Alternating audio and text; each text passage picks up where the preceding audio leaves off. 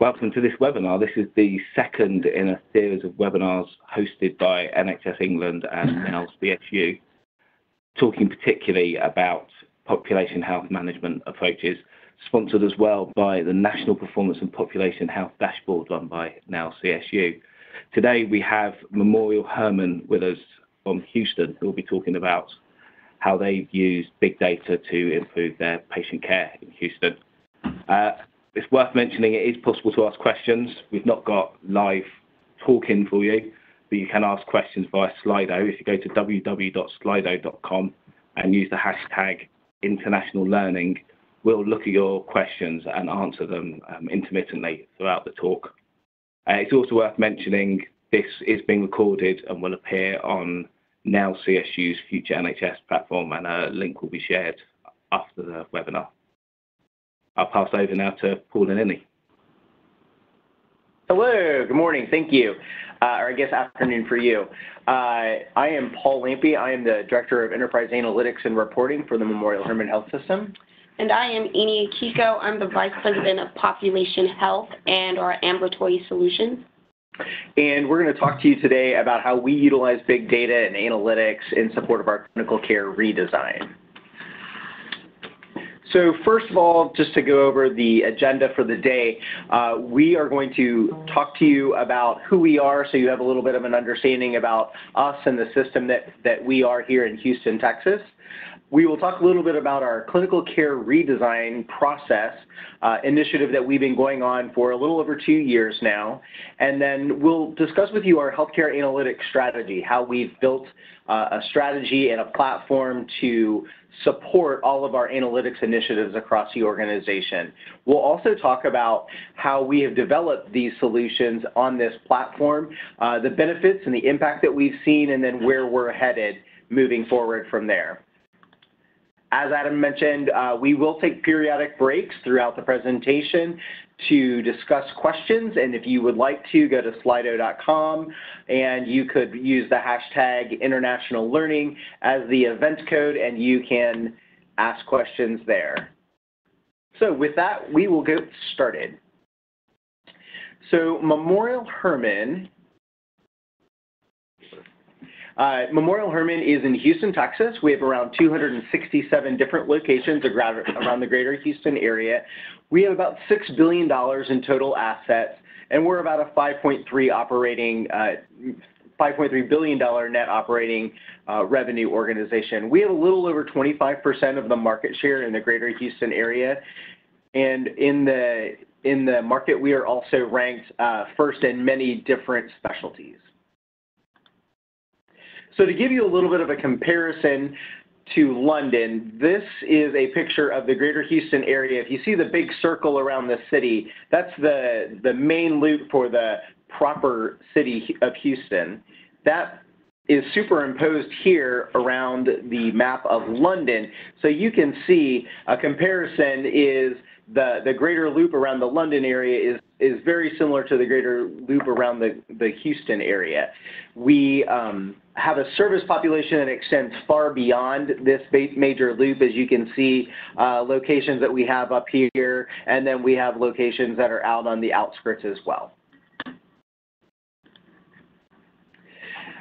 The Memorial Herman area, we also have an accountable care organization, or an ACO as we call it. And so as a part of that, we have our health system with all of our locations that we just mentioned, and we have a distinct physician model where there are 3 different practice types. So we have an employed physician group, which is called Memorial Herman Medical Group, which is around 400 or so employed physicians. We have a network of private physicians who practice in private practices around the greater Houston area. And then we also are affiliated with the University of Texas and their academic physicians, around 1,100 or so physicians there. All in all, we have around 4,000 physicians in our total network. Memorial Herman System has received a lot of honors and awards, and we're very proud of the recognitions that we receive that display our commitment to quality and excellence in the care that we give. our population health journey has really been about moving to value. And it's really moving from an old fee-for-service where you get paid for the services individually that you provide to where we're really managing active populations and we're taking on risk. So the value statement that we have is the quality of the care that we provide divided by the cost that we give. And we'll talk a lot about that as we go through clinical care redesign. Moving on, that's the intro to Memorial Hermann. Now we'll talk a little bit about the clinical care redesign initiative that we have been undergoing.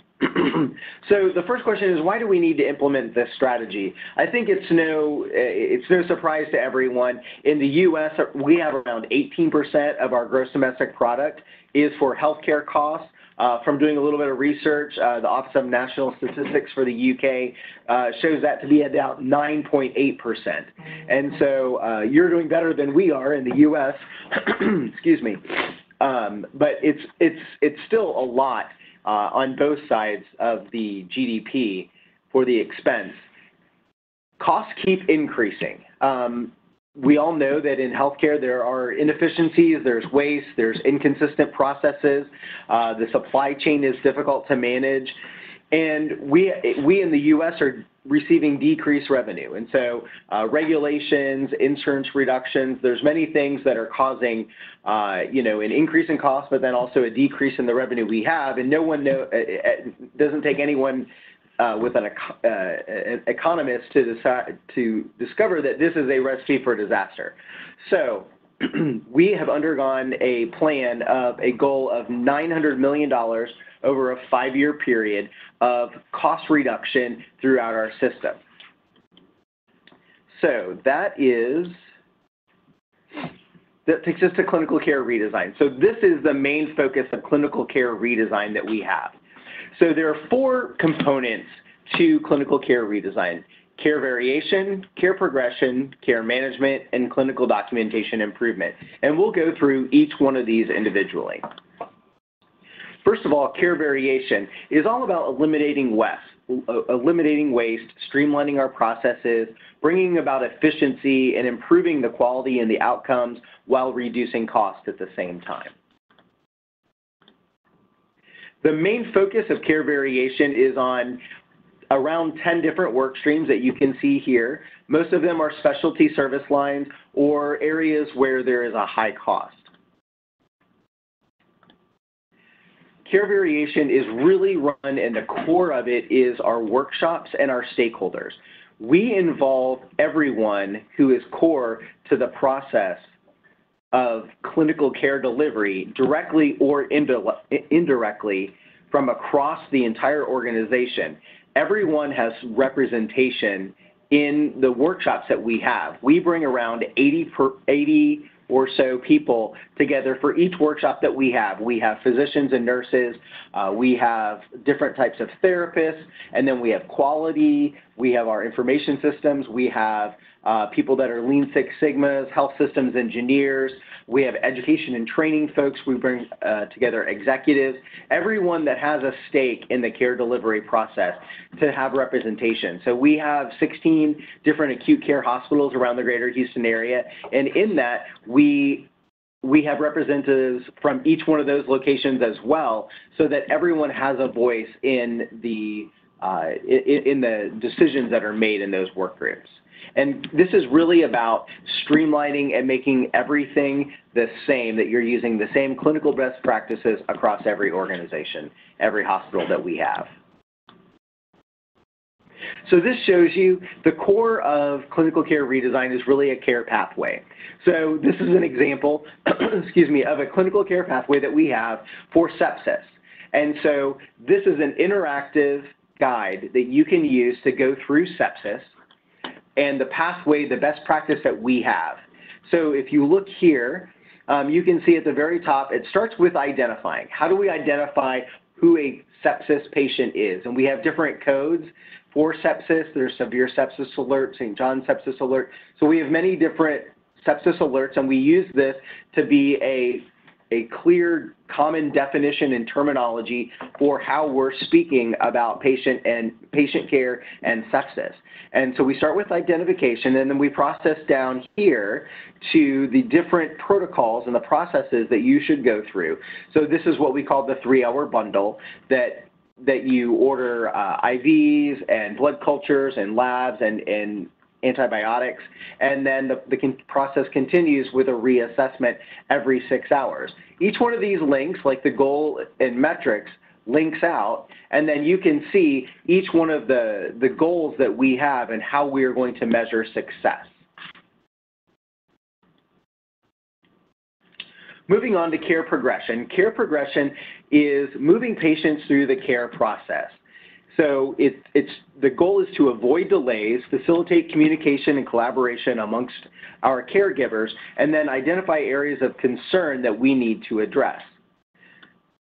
The core of clinical care redesign care progression is what we call our multidisciplinary discharge rounds, MDDRs.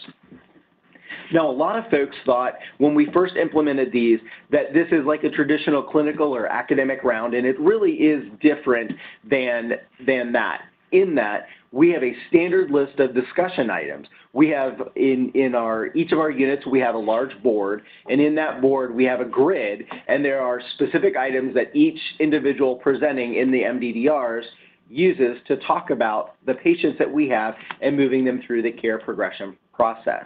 It's a very concise review. Everyone on the care team is involved, and the main discussion is barriers. What are the barriers to helping this patient make it to a state where they can be discharged and go back to their home environment or to the environment from which they came? It's done every morning, and then there's also a follow-up in the afternoon as well to make sure that we're holding each other accountable. The tenets are really two different portions. So the top portion is like the roof. Everything has to fit under the guise of that it's standardized and consistent, who's involved, the script that we use, the topics that we cover, the target day of discharge. So we always try to go and estimate what is the day of discharge and where does that compare to the GMLOS. It's also holding each other accountable, and then continuing process improvement, looking back and saying, how can we continue to move things forward and make them better? There are things that are variable, though, that you can use in the MDDR process. For example, you can have it start when you want to. So it should happen in the morning, but if it starts at 9:30 or 10 or 10:30, it's up to you and the unit that you have. Also, where it's held, where you post your board, the exact participants who are representative, and the process that you go through in that morning of who comes in at what time. Those are all things that are variable, so that there's consistency, but then there can be variability for each of the different units that we have.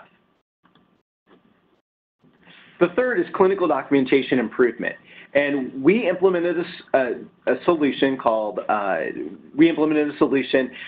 uses natural language processing to aid in capturing the work properly that we're doing, so that we're documenting it and the reimbursement that we receive can be obtained. There's a great deal of effort put towards diligence and standardizing that process, utilizing that tool, and staffing appropriately. And the last tenet is case management. This is focusing on having case management early in the process.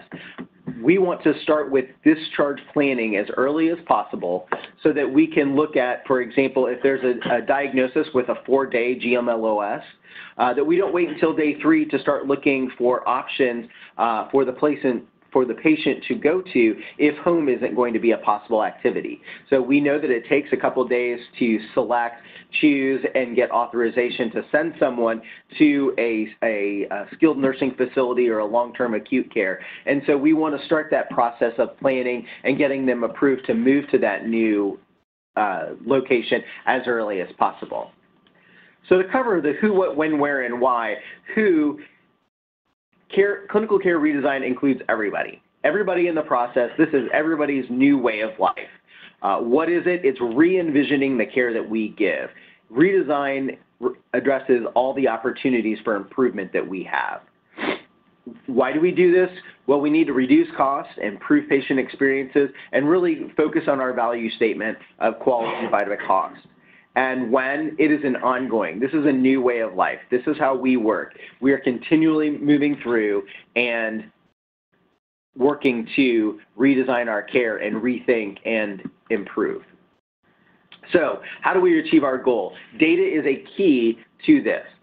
We receive constantly requests for data, the visualization of data, reports of data, analysis of data, and the needs for that data are wide dissemination. We have a lot of different people across the hospital system and service lines that are looking for data, and we need to get that to them in the right format.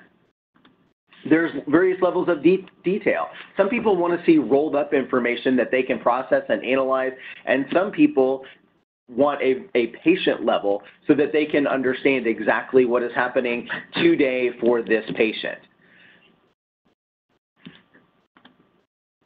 We have many different data sources that we're using to pull data together, and so we need to be able to take all that data and merge it together and utilize it all at the same time. We need an easy way to interpret that data. We have lots of people with lots of different interpretations, and so we need to have a standard view format that is very self-explanatory, that shows folks exactly what the data is saying. And we have a lot of different roles and responsibilities for what people are looking for, as well as we have protected health information that we need to keep secure, that you can only access the information for which you need to access. In addition, some people want to see a high level and they want to drill down into the detail, and so that they can make decisions and understand exactly what is happening. And we also want to have a one-stop shop. We want to have everyone go to one location and be able to easily find the information that they need. So the answer to that was our Cerner Healthy Intent platform, which includes Tableau on top of it for our data visualization. With that, we'll break for questions.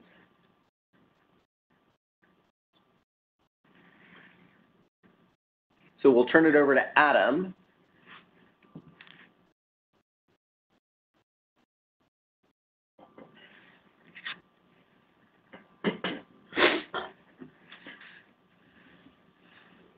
Well, that was really interesting. We've had some questions in, particularly a couple talking about how you involve clinicians and frontline staff in designing some of this work. Both in terms of governance and in some of the workshops you mentioned, so the frequency of those, and particularly what motivates clinicians to get involved. They're obviously very busy people. How do you encourage them to step away from their day job and engage in some of this data-driven work? Great, thanks. So how do we involve physicians in governance and what motivates them to get involved? We start with a triad group of leaders, and that triad is an administrative, a nursing, and a physician lead, and those folks are really, they spearhead this effort. It's really a grassroots movement from that point where we get physicians who are interested in this governance process and decision making. And I think there's a lot of folks out there that know that we have to go through this effort in order to reduce our costs and to be able to be a financially sustainable organization. And I think they know that there's a lot of waste, and they know that there's a lot of inefficiencies that happen, and this is going to improve the care that we give to our patients, and this will improve the processes and the way that we're able to provide the care for those patients. I would also say, from an organizational perspective, this is one of the one of 3 core strategic strategies we have for the whole organization. So from our physician leaders, from an organizational perspective, to our physicians that are front facing, working with our patients and other clinicians, we established at the highest level what were the strategic priorities for the organizations and had our people, process, and technologies really start to back those 3 initiatives. So I think one is we aligned the physician's goals to the system strategies. And then in terms of what motivates, I think Paul really hit that on the nail, is saying in the industry, in the U.S., physicians and everyone else know that we have a problem. And for us to be able to sustain as a hospital system and just sustain in regards to what they do and how to provide quality care back to our patients, we knew that we had to do something a little different. And we believe data would give us insight that we haven't had in the past.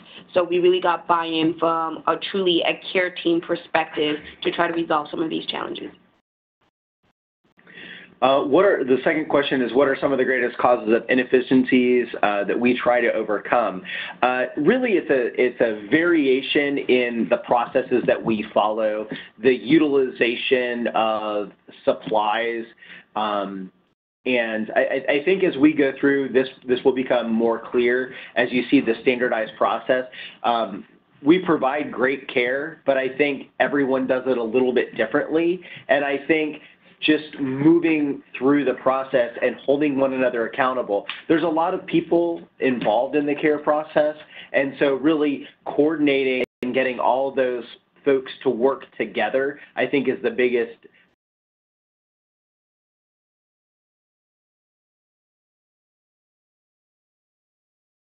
workshops that we discussed to bring about a consensus. So each of the workshops that we've had have only really met once, and those meet for 1 to 2 days. So it just depends on the amount of work that it takes to cover the topics that we want. There's a lot of pre-work. Those are generally led by a Six Sigma black belt or a health systems engineer, and we bring all those folks together because it's very costly to pull 80 people away from their full-time job for 2 days, especially clinicians and nurses and therapists and pharmacists, to pull them away and have them just huddled inside of a room and work together. But there's a lot of pre-work that goes into those that analyzes the care pathway at different locations, and then everyone looks at the process and then talks in depth about the process for each within that care pathway.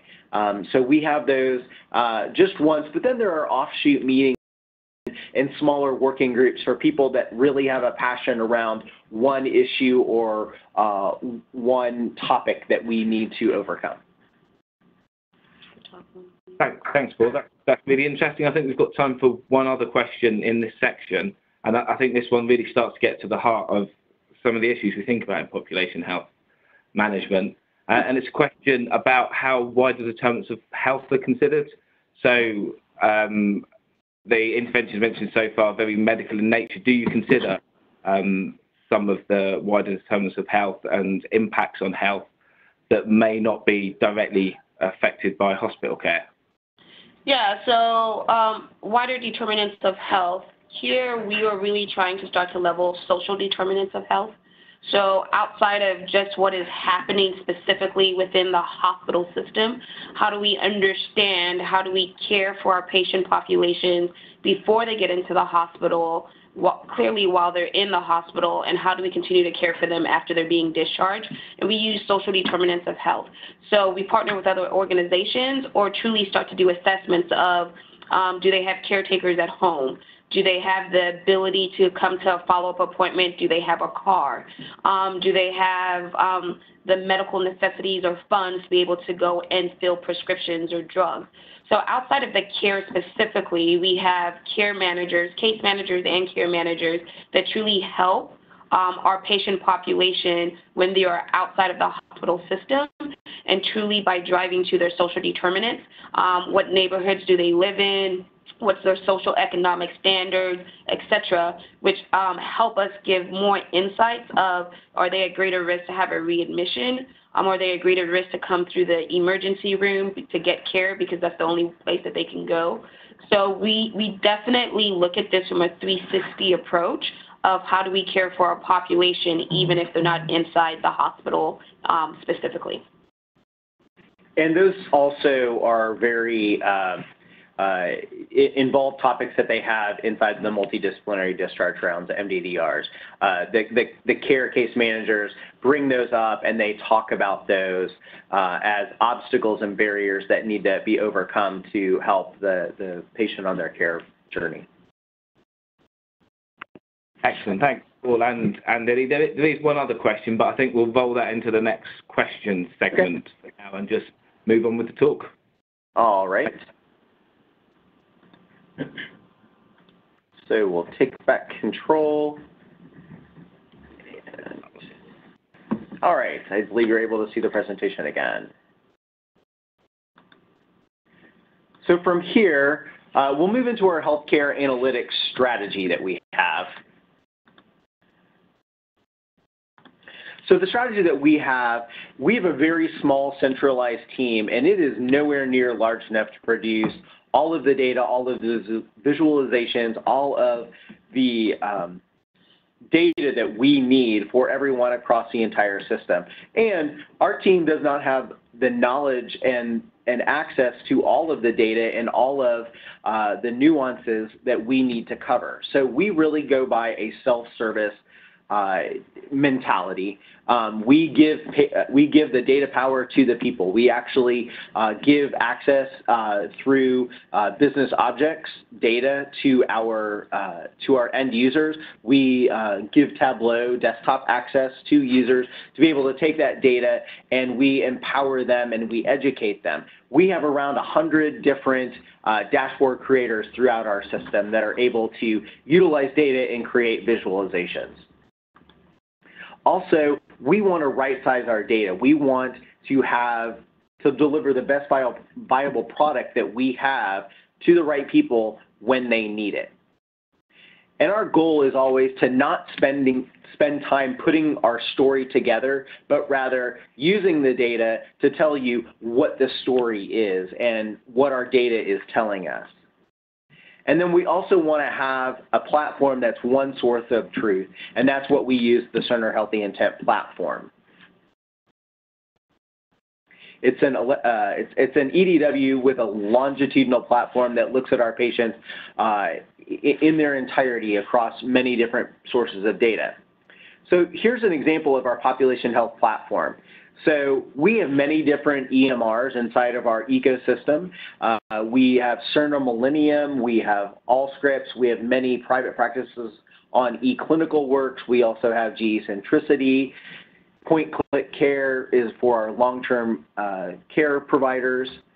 And then we also take our claims data. So we have many different third-party payers, and we get their claims data, and we take that, as well as biometric data that we receive inside of different places where we are providing care. And we take all that, and it goes on to what we call Healthy Intent, our smart data platform. And this is a Hadoop platform that normalizes data and then puts it inside of a longitudinal Vertica database. On top of that, we have many applications that sit there. So we have what we call, if you're familiar with Healthy Intent, we replace everything healthy with the word smart. So we have Healthy Care, which we call Smart Care. We have Healthy Record, which is Smart Record. And then we also have Smart Registries, which is the registry application where we have around 100 different registry measures live and operational today. Also on the platform, we have many different algorithms that are running in the back end. So we have grouper logic like 3M and Truven, and then we also use different algorithms like the NYU avoidable ED algorithm. And then we also have we talked about sepsis and transitions of care. We also have algorithms that are running real time in the back end that provide data back into our electronic medical record. Analytics. We also have an analytics application that sits on top of this. And this is how we and our users build reports with business objects and dashboards with Tableau. And then on top of that, this is also the forum in which they go and retrieve these in a self-service mentality as well. The last thing we have built on this platform is application, which is called Everyday Well app that you can get on the Google Play Store, get in the iTunes Store, and you can download that, and that is a gateway for consumers into all of their information that we have stored here at Memorial Hermann. So let's talk about the life cycle that we go through for clinical care redesign. So if you remember a few minutes ago, we talked about the 4 tenets that we have with clinical care redesign. Well, for each one of those, we have a pathway that we go through.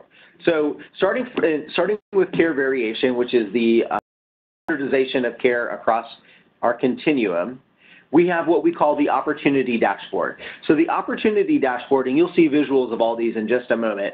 The opportunity dashboard is really many different tabs of information, which is kind of like a balanced scorecard that helps you understand and compare different values of data against one another to see trends and see where there are opportunities for which you can work to improve. I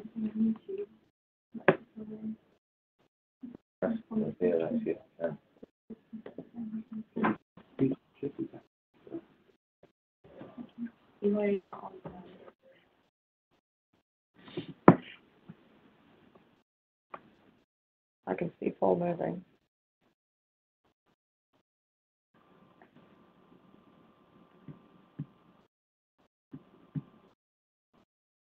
Are we good to go again?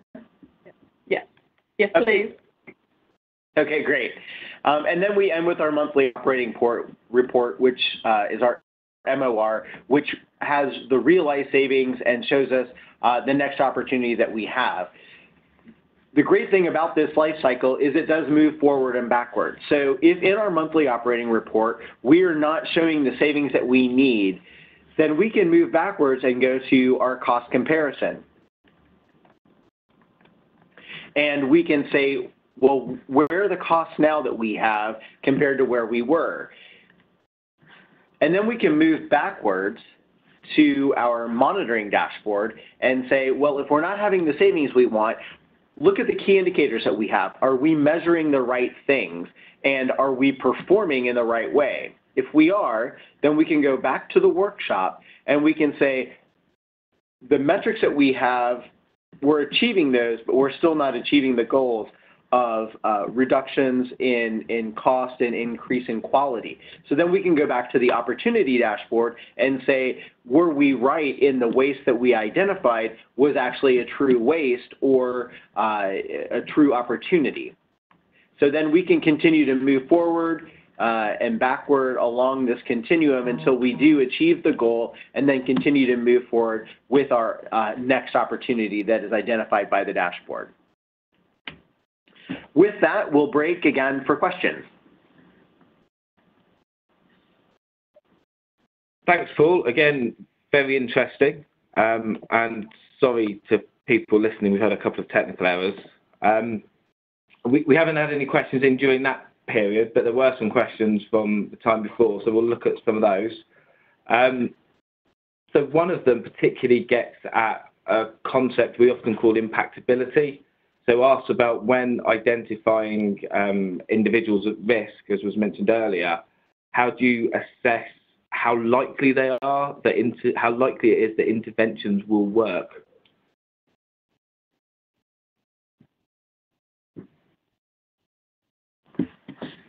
So for us, individuals at risk, how do you assess potential impact of interventions?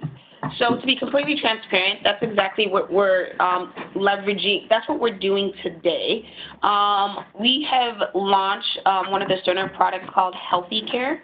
And Healthy Care helps us with risk stratification of specific covered lives within our ACO for us to know, based on the different care management programs We have, Stacy, keep me honest, I think 16 care management programs today. And those care management programs cover a host of things, from high-risk pregnancy to complex care to a transition of care algorithm based on being in a hospital stay and being transitioned home and or to another post-acute setting. And based on that, there's a lot of inclusion and exclusion criteria to help us assess the risk of the individual. Now that we have cohorts of people that are getting care management services based on those programs versus a cohort of people that are not receiving care management programs, we're starting to work on analytics to see are we truly being effective in how we're providing care management services to the cohort that is getting the care management interventions versus the ones that are not. So we believe that our programs are becoming effective because we're starting to see a reduced readmission. We're seeing certain members within our patient population not going to the ED and going to other venues of care. But we need to continue to look at the data and let us know what the data is telling us regarding the targeted programs we have and the people that are using those programs versus the people that are not. But through the healthy care solution that allows us to risk stratify patients, it gives us insight of who we should be focused on, and then we're going to start working on more analytics to let us know the effectiveness of the care management programs that we have today. Excellent, excellent. Thank you, Anit. That's really interesting. We've had another question come in asking about how you identify your analytical priorities and whether there are standard designs, standard visualizations that are used across Memorial Hermann. Sure. So for analytics, we have a very strict review process that we go through. So we have folks request the analytics, the data that they need or want, and then we talk about the best delivery method for that, whether it is a report or a dashboard or a visualization that they would receive on an ongoing basis. So we kind of determine with them what the best format is, and then we work through the process that we have. For each of the clinical care redesign, every work stream that we have gets a monitoring dashboard. And then within that, each of the triad leaders and the core group of folks from the workshop decide what those metrics are. So we build a dashboard for each one of those, and these are living, breathing, growing documents that we continually use over time. We do have a standard, and we're working on, and you'll see a lot of our visualizations that we are using for clinical care redesign, and we're trying to work on themes where we really do cover the same set of data, so length of stay, average direct variable cost, for each one of the measures, each one of the work streams that we have, to ensure that we are looking at and monitoring the same across the board, but then also looking at the variation and the nuances of each individual work stream that we have. Excellent. And we do have a template as well for our dashboards that we always include a set of information, a tab that we call the data dictionary for every dashboard that shows you all of the calculations, all of the definitions, all of the questions that you could possibly have. So what are the DRGs that are included on the dashboard to come up with the population? What is the definition of this term? How are you looking at this data? So all of those questions are there in writing for each of the dashboards that we have to explain what is there, so that there's one source of truth, one piece of information. Then the last question that I see in this block is, do you link with community organizations and services? So the answer to that is absolutely. In the slide where Paul was walking everyone through our population health infrastructure, one of our core data sets is getting data from our HIE. And our HIE is connected to a lot of different physician organizations in the city that's not associated to Memorial Hermann, a lot of hospitals, and then we recently connected to Greater Houston Health Connect. Greater Houston Health Connect for us is our community HIE. So they have accomplished the ability of connecting all of the major hospital systems in the city of Houston.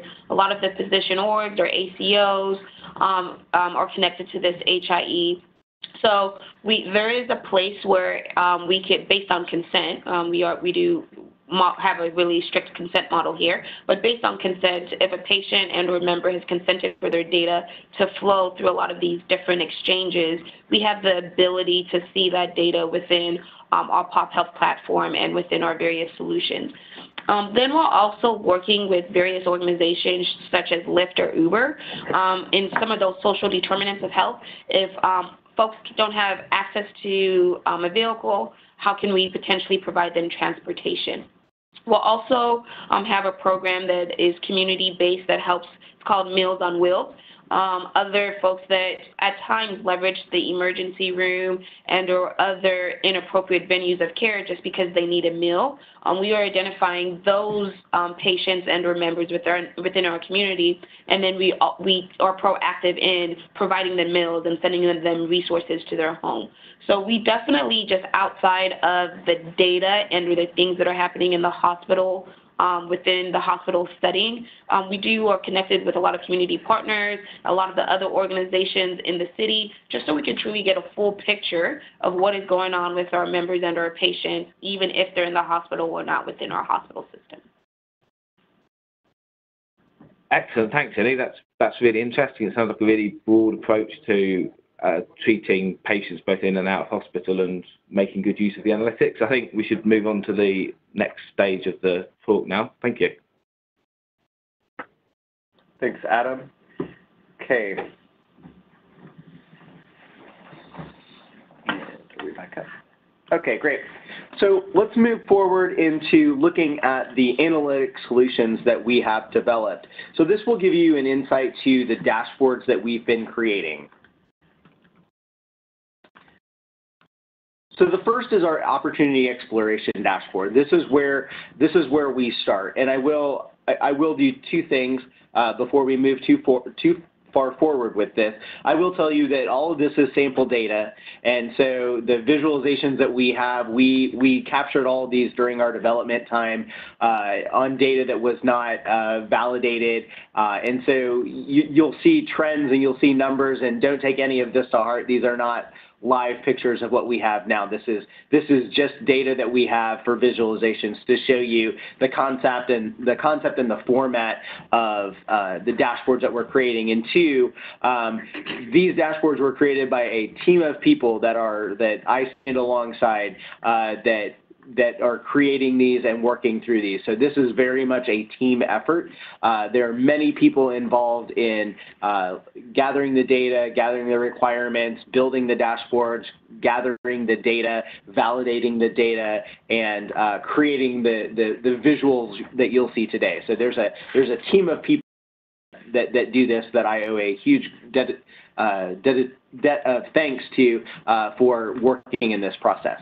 So first, opportunity exploration dashboard. This is a balanced scorecard approach that we use to show you different areas where we can find opportunities to reduce cost, eliminate waste, standardize processes. First, so for example, we can look at this dashboard and see our average length of stay and say, oh, okay, if our average length of stay is going down, that's a good thing. And if our cost per case is also going down, well, that would be great as well.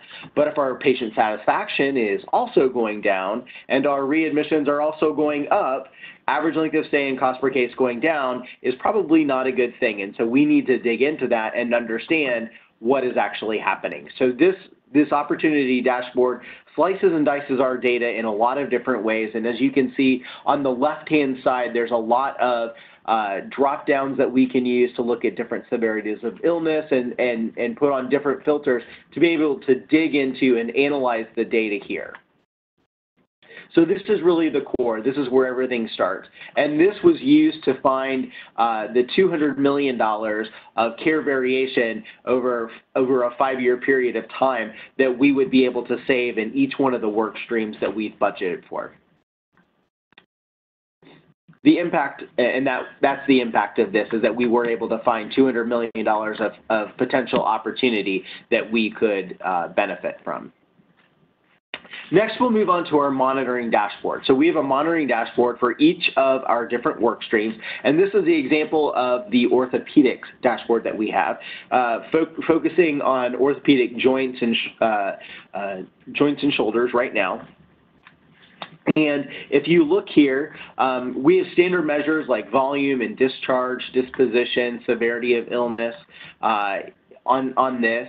And then we also are looking at average length of stay, the 30 and 90-day readmits, and our length of stay by each of our different DRG groups. So those are some of the standards that we're trying to put on each dashboard to see how are we trending with length of stay. And the impact is that we've reduced our length of stay for orthopedic joints from 2.39 to 2.25 days, which seems like a small amount, but with the volume that we have, that's actually a very major shift for us. This shows you supply usage. So in our orthopedics, supply usage is a very large cost, and we had a lot of physicians that were using drugs like aquamantis and antibiotic bone cement, which were not always proven to bring about the results given the high cost for using those. And so our physicians work together to show the data and to see when is the appropriate time to utilize these medications. And the result of that is that we reduce the utilization of the antibiotic bone cement for our elective cases from 46% to 27%. So the next dashboard that we have is medical power plans. You might call these in the UK NICE guidelines or clinical protocols. So these are order sets that we have within our medical record that basically show you the care pathway and the care progression that we want to go through for each different focus area, like sepsis or trachs, vents, heart failure, and so on. And so we think that it's key to use these in standardization because they show you the orders for each of those given areas. And so we have seen a net increase of 2% overall execution of these medical power plans, with many increasing from 4 to 7% just within the first 7 months of utilization. And since that impact has been recognized, we've also seen a further impact over time. In addition to this, we've also started to look at the different physician groups and monitor physician group performance on utilization of these MPPs as well. And our physician leaders have conversations with these folks about utilization of the MPPs and increasing that. Next, we'll move on to sepsis. So sepsis has a couple different dashboards. The first dashboard I'll show you is a roll-up dashboard. So this is an aggregate. If you look at all of the little dots on this, each one of these represent a different patient for a different event in the bundle compliance. So antibiotics, ordering labs, and so on, giving fluids. And so you can use the filters that we have on the right-hand side, of the screen to drill down into different facilities, different units, different physicians, different nurses, and you can see the order time that it takes a physician. Sorry, I'm trying to get my mouse over there. To a physician to order and the nurse to deliver the order. And so you can look at each one of the individual dots, and then you can drill down on the bottom to the exact information of the ordering date and time, what the unit was, and whether an MPP was used or not. And so you can use this to find trends and track that bundle compliance over time. And the impact that we saw of that is we've seen an average length of stay reduced from 5.74 to 5.64 days, and our mortality over the given period of time was 9.4% to 8.6% monitoring this bundle compliance. The second dashboard that we have for sepsis, then this links out to an individual dashboard, which is here. And this actually shows you all of the individual measures for each of the bundle compliance events that happen for an individual patient. So you can drill down into each individual patient and see who is involved in ordering and providing and performing the different tasks that came about for each step in the bundle compliance. And then you can use this to actually have conversations to grow and learn with physicians and understand how we can improve over time. And so the impact of this is we really do have a clear line of sight into all of the details in the sepsis care pathway so that we can make actionable insights and we can improve the performance that we have. Next up is Cabbage. And so for Cabbage, this is one of the more recent ones that we launched. And in this, what's important for us to show you is that in the metrics that we have, we're putting in targets and we're saying, this is where we want to be. This is the target that we have. How are we performing against that target?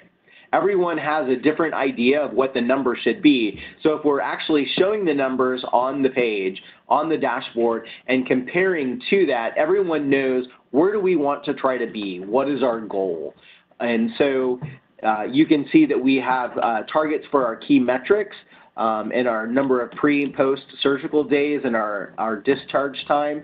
And then also, if you look at the bottom, we show you outliers. So this easily shows you the cases that we need to dig into to see where are the outliers that we have and what are the exceptions to the process so that we can investigate why those are and then help mitigate those in the future. If you look here as well, you can see on the actual drill down, so this takes that same set of data and actually shows you the patient level details, and you can see the details and see the outliers and hover over each one of these pieces of information, and they will show you the data behind each one of those.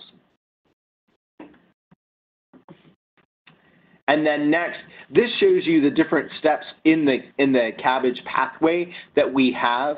So it shows you the clinical events that happen, like an arterial line being taken out, a chest tube being taken out, the first stool that they have after the surgery. And so you can see how we're trending on each one of these milestones in the care pathway.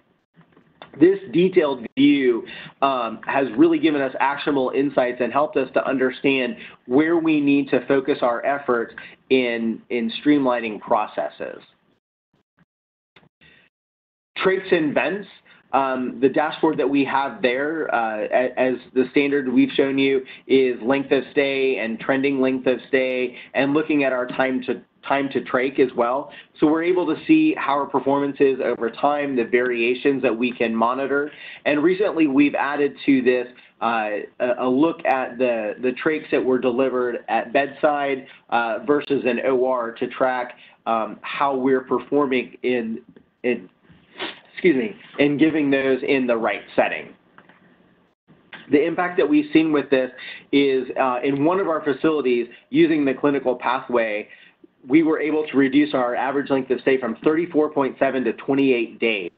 And the ICU-related average length of stay reduced from 26.5 days to 15.2. So significant average length of stay decreases as a result of really looking at and understanding this data and finding efficiencies. Next is our women's length of stay monitoring, so looking at our admit times to discharge and our delivery to discharge. And then also trending that and scatter plotting it over time, and then looking at and seeing the outliers that we have. As an impact of looking at our average length of stay, it is reduced from 4.6 to 2.7 days with almost $480,000 of annualized savings as a result. So those are all the monitoring dashboards that we're going to show today. Moving on to the cost comparison benefit model, this is a view of the brand new one that we're just about to launch. And it actually shows you, so if you look, the green shows you the realized savings that we have achieved, and the red shows you where we're exceeding a baseline cost. And then it easily shows you that this area right here so this is a facility view. So these are all the different facilities names that we have. And then this is these are all the different work streams that we have. So let's say that this one is sepsis. Then we can look here and say, well, this facility has a huge outlier in sepsis. This shows us very quickly that this and these two areas right here are the largest areas of focus that we need to go to. So it quickly draws your attention and your eye to the problem area, and then we can go to that monitoring dashboard and we can dig in and start to analyze that data. Likewise, we could go here and we can see there's several different facilities that are, so this facility is the same color and they have significant savings in 3 different areas. How are they doing that? And maybe we pair this facility with this facility to see what they're doing differently so that we can help improve the care that's being delivered in those work streams. This is another view of that dashboard of the cost comparison view that shows you that we can look in to a different facility with each of the different focus groups, and then we can break that down all the way to an MSDRG or APRDRG and see the details for the average direct variable cost, the baseline cost that we have, the count of cases, and then how we're annualized savings or cost overages.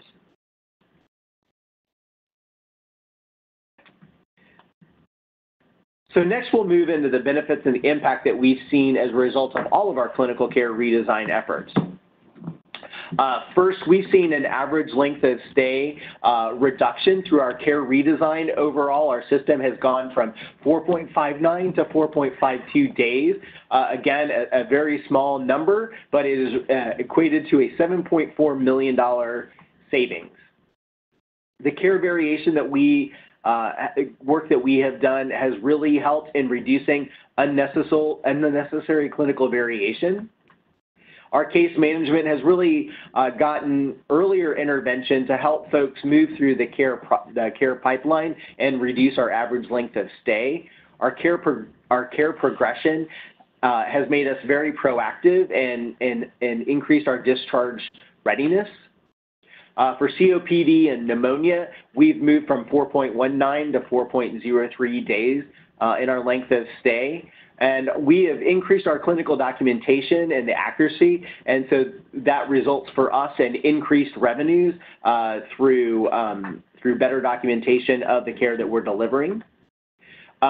Really, this has been a culture change that we are telling the story and we're changing what is happening. So we're spending less time, like we talked about at the very beginning, that we're working with data and we're trying to put the pieces of the puzzle together. We're doing less of that, and really, we have the puzzle together. Now let's dig into the data and see what's going on so that we can make actionable insights.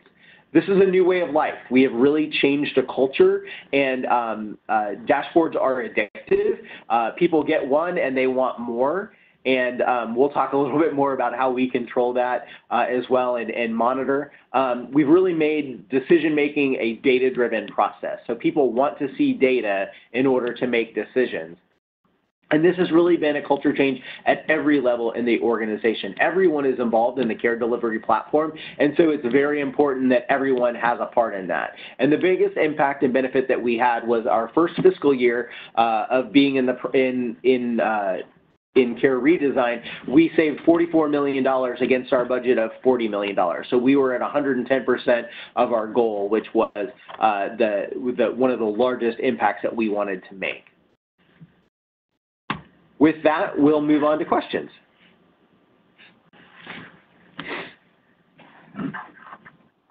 Thanks, Paul. Again, very, very interesting. We've had some questions in. One of them, I think, gets to the heart of what you were talking about when you mentioned it being about culture change. So it's a question about, when looking at care design, how much of where you look is decided by the data and the dashboards, and how much by the energy clinicians are bringing, i.e. focusing on the areas where there are clinicians who are interested and motivated to work in this way? Yeah, that's a great question. You know, I think we know the areas that we have opportunities, and the data helps us know what those identified areas really are and what the size of the opportunity is. However, I think the important thing is that the data shows you the reality of what that opportunity is, and folks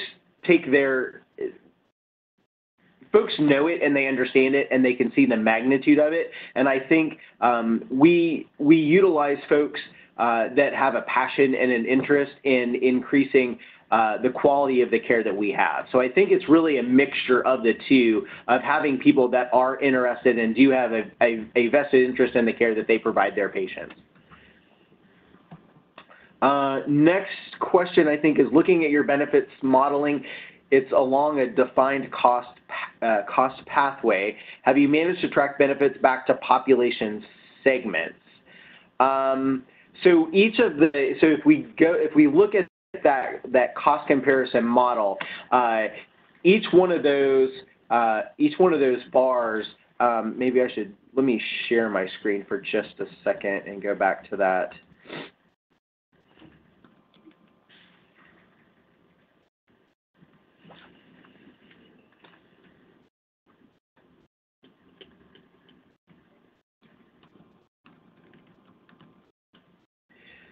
So if you look at this, each one of these is a different work stream. So each one of these would be each of the different populations. So sepsis, CABG, COPD, orthopedics.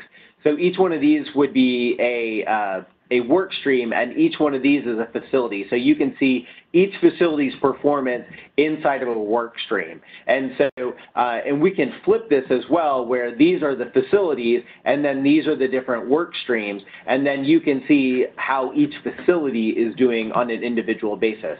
And so I think that that is how we really break down the cost comparison to look at the different population groups. We consider the population groups in each one of those focus area work streams that we use.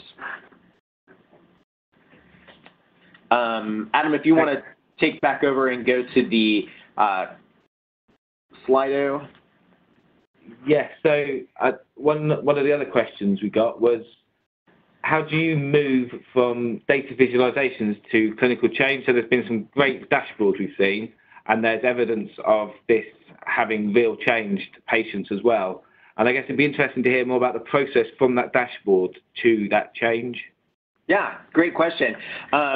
The data in our world, we always say there's people, process, and technology, and technology can only take you so far, and it's really the people and the processes that help drive that change. And so I think the data visualizations give the information and the direction for the clinical leaders to go about making that change. So it's truly clinical leaders that are that triad group that I mentioned to you earlier, as well as the physician champions that we have in each of our facilities, and the administrative champions that we have in our facilities, to actually take that data, show it to folks, educate, and drive that change. So when we build a dashboard, we always ask two questions. We say, what is the problem that we're trying to solve?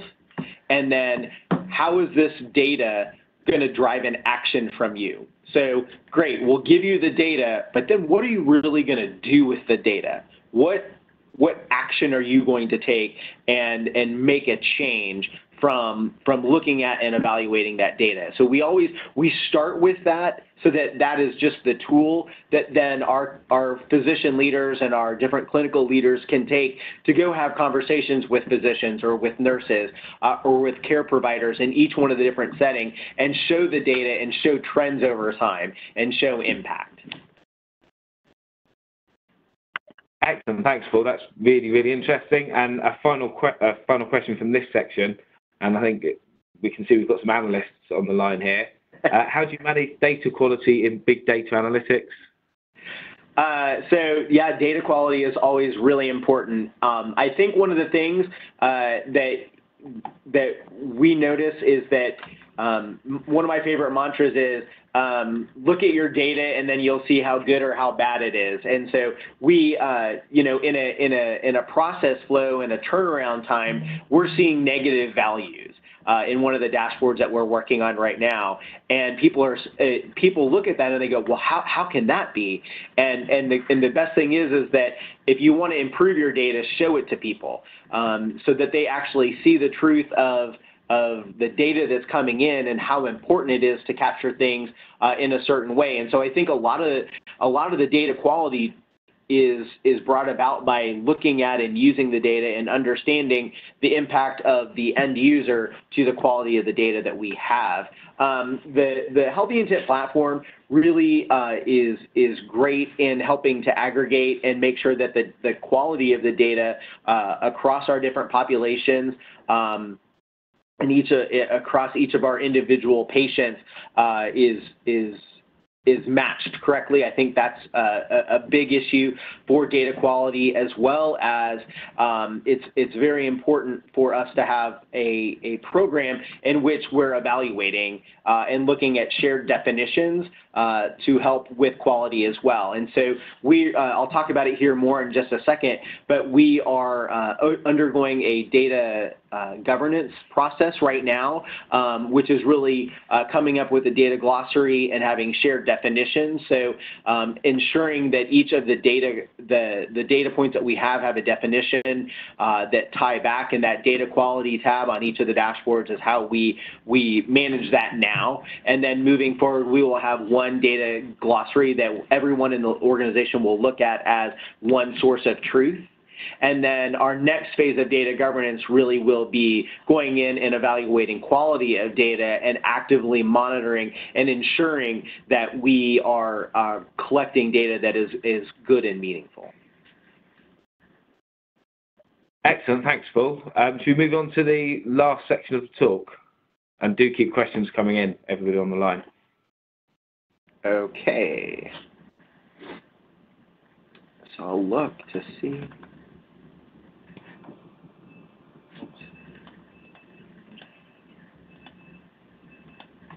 Let me just catch up to where we were.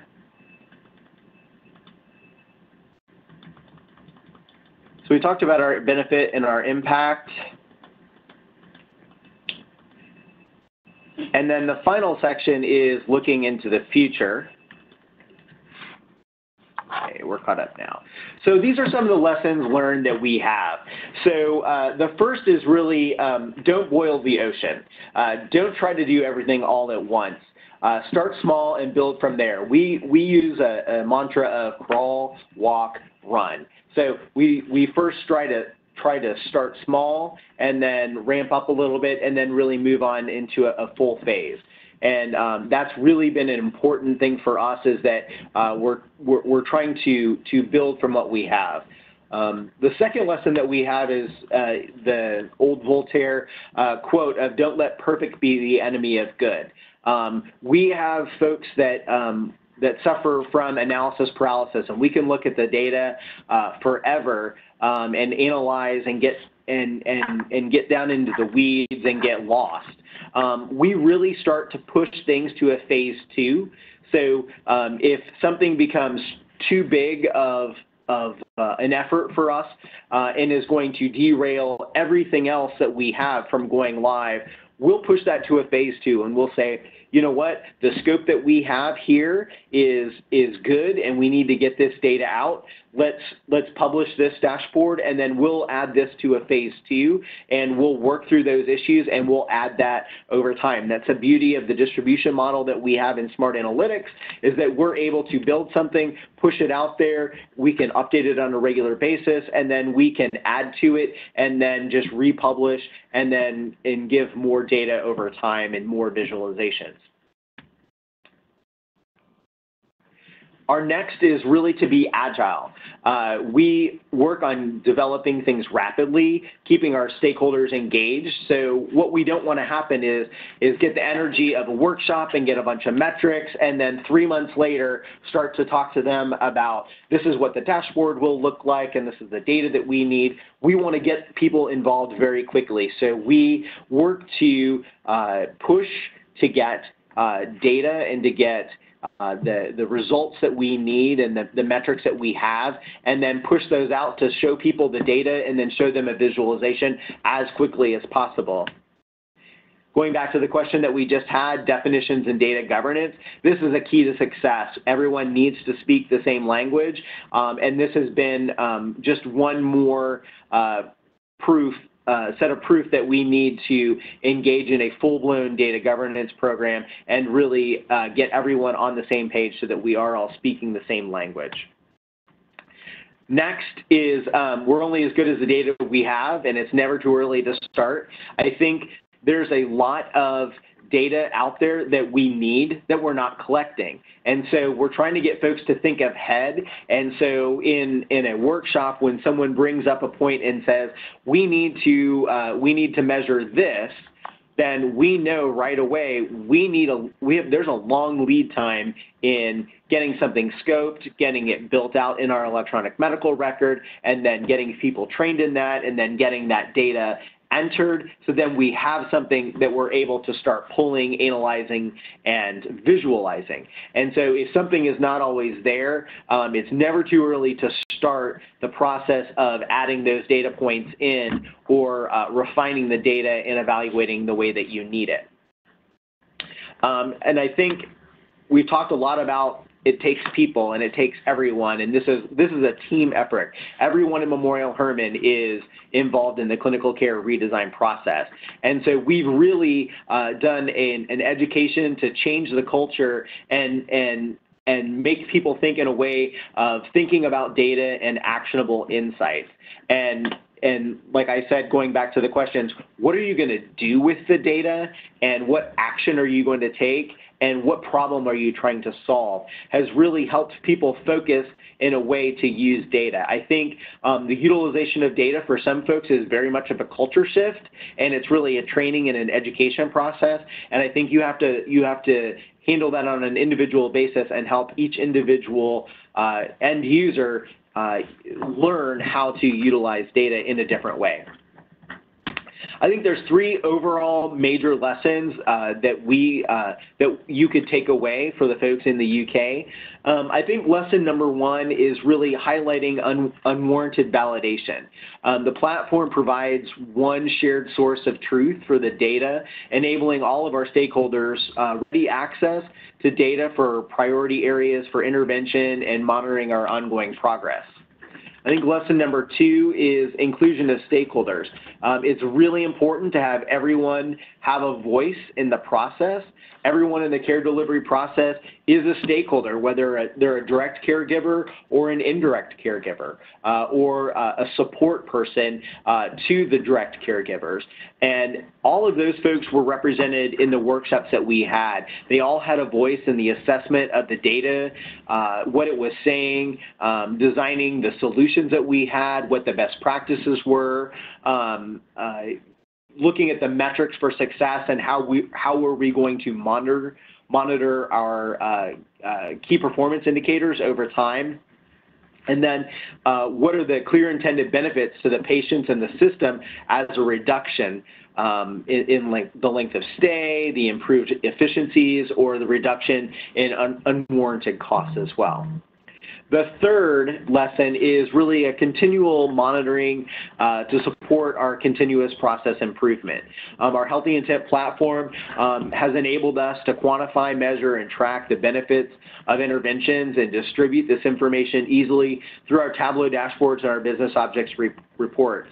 The full suite of interactive visualizations that we have created allows us a great deal of insight in and highlights of unintended repercussions or the consequences, such as unwarranted impact elsewhere, or helped us investigate why the benefits are not being achieved.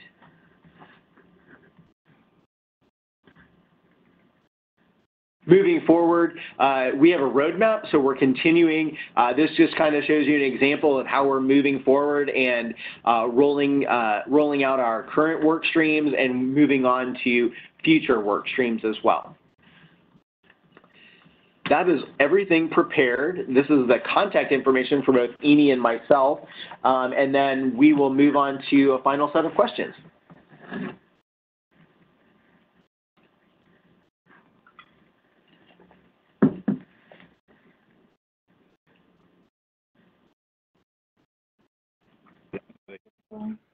Hey, Paul, thank you for that. We've not actually had any questions come through. So if you want to talk to this final slide. Sure. Any wrap-ups that you would have, Amy? I think the one thing that we often say at Memorial Herman is just to get started. I know that at times when you're trying to determine what should you do in the population health space, or what should you do once you get access to a lot of data, that could be somewhat of a deterrent to figuring out how to get started. So we've gotten really good at Memorial Herman of asking ourselves questions of what is the problem we're trying to solve, and how can data help us solve that problem. So I think I would just encourage everyone on the line, specifically that the Healthy Intent platform it allows organizations to do a lot of different things to solve a lot of different problems. So really starting to ask yourself and your organization, what is the problem that you have, and how can data help to support and or solve that, and then just get started. A lot of this that we have accomplished didn't start with where we're at today. It's changed over time, and we've added much more to our capabilities and or what we're able to do today and accomplish today. Excellent, thanks, Annie. I think that's a really inspirational message to take away, that to start where you can to build local relationships and to think about what it is that's trying to be attempted. And I think that's where a lot of people probably find themselves at the moment. That's all the questions we've had. It is worth mentioning, though, up on the slide at the moment is a link to where the recording will be updated. So the recording will be circulated around everybody who accepted the original invite to this, but also will appear on the future NHS website that's shown there. Please email england.stgphm@nh.net if you have any further questions or don't have that link. I think we can draw it to a close now. So thank you, Paul. Thank you, Innie. It's been really interesting, and I'm sure people on the line would agree with me if they could talk. So thank you. Great. Thank you very much. Thank you.